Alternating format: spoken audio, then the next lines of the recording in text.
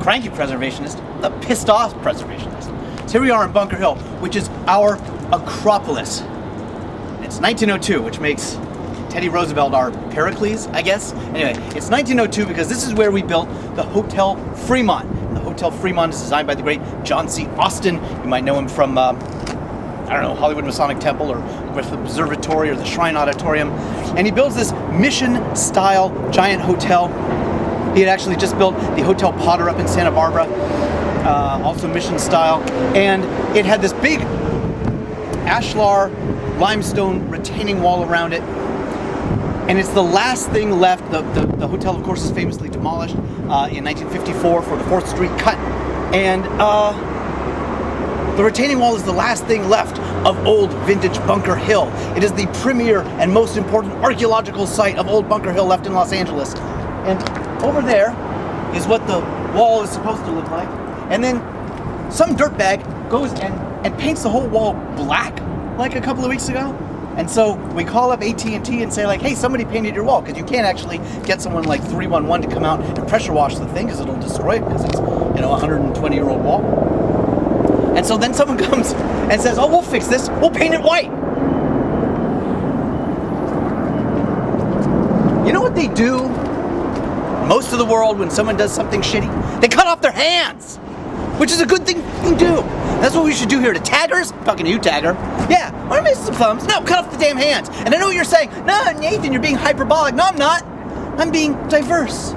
They still do that in nice places like, you know, the Sudan and Somalia and Nigeria and Saudi Arabia. Saudi Arabia is on your blessed United Nations Human Rights Council. They cut off the hands of children, little girls.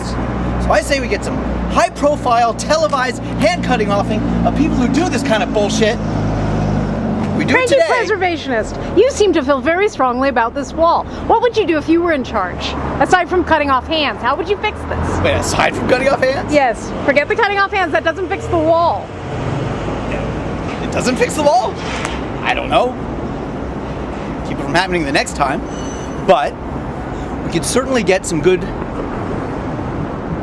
thoughtful, smart, preservation-minded, wall-cleaning-uppy people, which I think is under W in the yellow pages, to do this properly. Pacific Telephone, who owns this property, or I guess they're called AT&T now. Here, I'll show you something cool. Come here. Easier said than done. Right here where it says private parking, I see that. this used to say Pacific Telephone. You can still see it. Oh. Right there. P-A telephone. There's the T. Wait, where's the T? It's the Right T. there. T. T. You say Pacific Telephone, right before me. You call Pacific Telephone and you say, spend some real money to have somebody actually come and restore that wall. Mr. Gorbachev of AT&T, restore this wall. Oh, here's something else you probably didn't know. The oldest standing parking garage, purpose-built in Los Angeles as a parking garage, was designed by the great Curlett and Beelman. Right there, the Savoy parking garage, Curlett and Beelman, 1925. Amazing. Bunker Hill, the greatest place in the world. Come visit the Fremont Hotel, John C. Austin. Well, it's not there anymore, but the wall is there. AT&T, restore your wall.